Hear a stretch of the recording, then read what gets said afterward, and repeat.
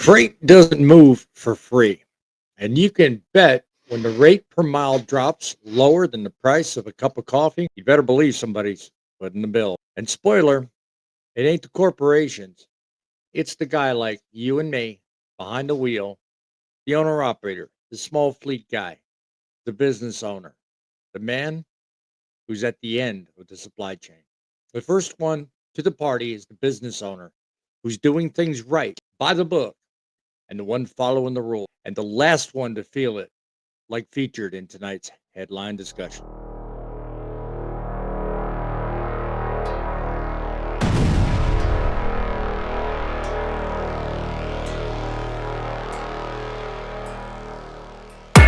Greetings, truck lovers and truth seekers from all over the United States of trucking. Boss Man here with another headlines report and a dose of critical thinking fueled by faith, sanctioned by God. According to the latest top industry issues report from the American Transportation Research Institute, the economy once again tops the list of greatest concerns heading in to 2025. Link is in the description below. I urge you to give it a read and tell me in the comments below, do you think cheap labor is contributing to the problem? No shock there. The cost of doing business has gone through the roof. Fuel, insurance, equipment, repairs, all climbing like the national debt. Your freight rates, though, they're sitting still. A lot of cases hitting the basement fast. It's as if someone hit the pause button on profit while hitting the fast forward on every expense under the sun. But here's what the report doesn't spell out. The part that's gutting the industry from the inside out. DHS Secretary Kristi Noem announcing nearly 150 illegal migrant truck drivers were arrested in Indiana during Operation Midway Blitz. 223 illegal aliens have been arrested and taken off of our roads. The CDLs that were issued to those individuals were issued from over a dozen different states.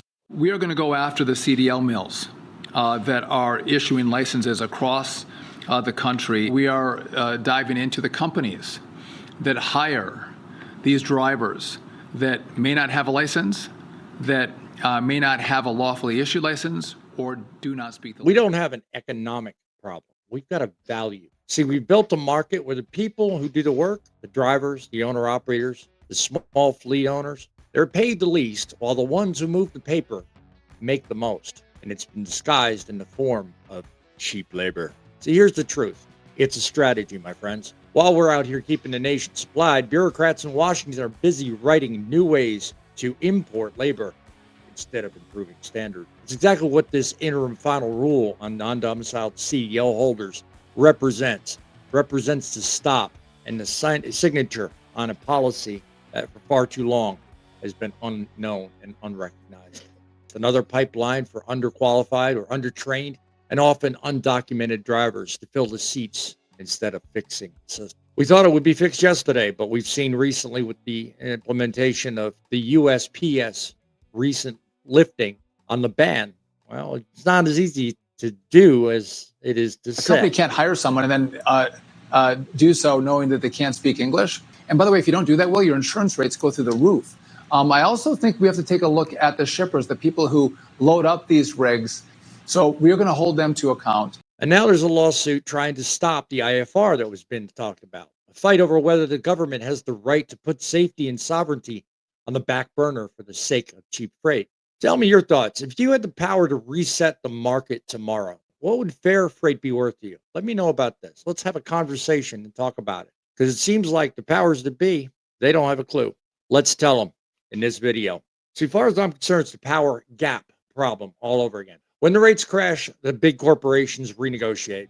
They've got lawyers, they've got leverage, they've got lobbyists, and you, well, you get told take it or leave it. And if you don't take it, well, they'll find someone cheaper, someone who doesn't even belong behind that wheel. But needless to say, they'll find someone. That's what we're seeing across the headlines. With, as I mentioned earlier, the USPS relaxing their restrictions, hiring anybody with what looks like a CDL, not caring whether it's legal or not, and agencies rewriting definitions on what qualified really means. See, we're lowering the bar just to keep the wheels moving, and we're pretending it's progress. But that's not progress, folks. It's a collapse in slow motion. If we want safer, stronger, and more professional people in our industry, we can't outsource our integrity. We've got to defend it. That means calling out these policies and shining a light on every backdoor deal that replaces a qualified American driver with an imported shortcut. See, that's why this channel exists. This story right here, right now. We exist to tell you the truth the mainstream isn't putting out there. And the obvious facts the trucking press won't touch. Harvey, I guess the big question is, have other drivers on the road complained about this? Was there a shortage in truck drivers? I'm sure there's plenty of Americans that want these jobs. Is that the reason why they decide to cut the standards? There has not been a driver shortage, Lawrence. There is a lack of pay versus the lifestyle that our drivers have to deal with out there. They have been complaining about the foreign invasion of their industry and the things that they're having to deal with on a daily basis. I hear it from my drivers in our orientation classes every week.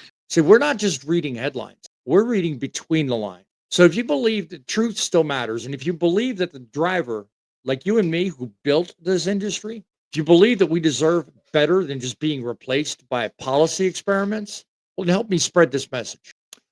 Go down below, take a few moments, scan the QR code, like this video, share it with everybody you know, and put it in front of every driver and every fleet owner out there and every legislator that you can reach.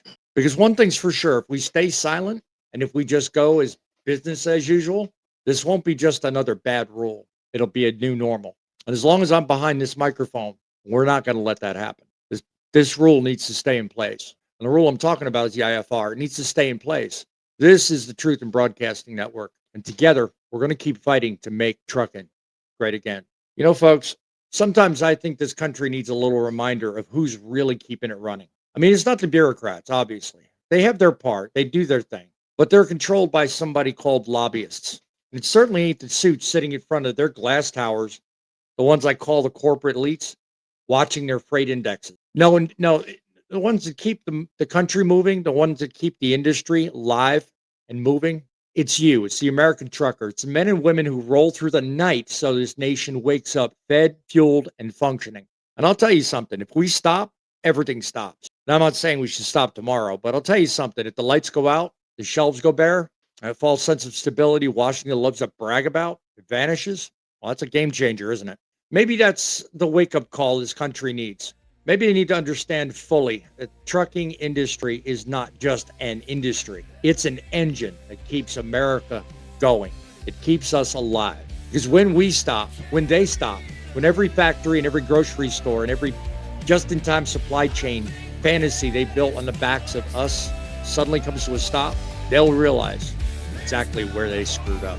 And yet somehow, the same people who depend on us the most to keep pushing the idea that cheap labor will save the day, how has that worked out for you?